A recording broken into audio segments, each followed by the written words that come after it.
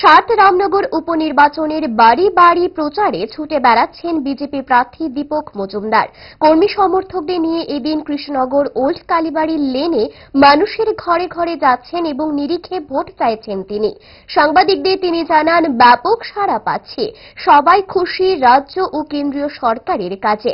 মানুষ পুর নিগমের কাজের ওপর খুশি, জিতলে মানুষের সমস্যা চাহিদা পূরণ করব।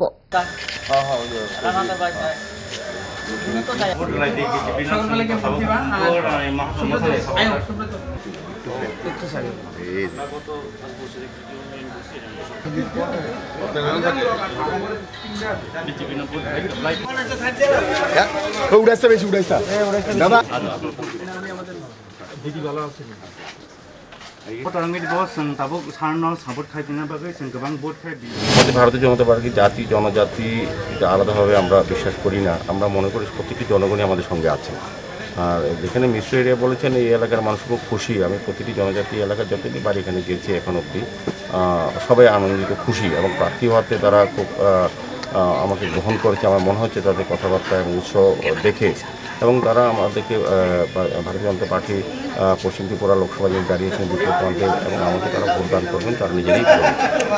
গণদেবতাদের জন্য কি মেসেজ রাখবেন? না, আমাদের বার্তা তো হচ্ছে উন্নয়ন।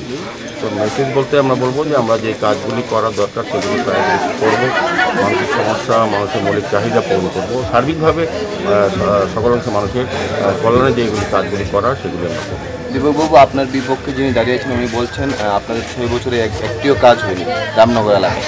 তো আপনি এই বিষয়ে কি বলবেন? এটা হচ্ছে ওনার বক্তব্য।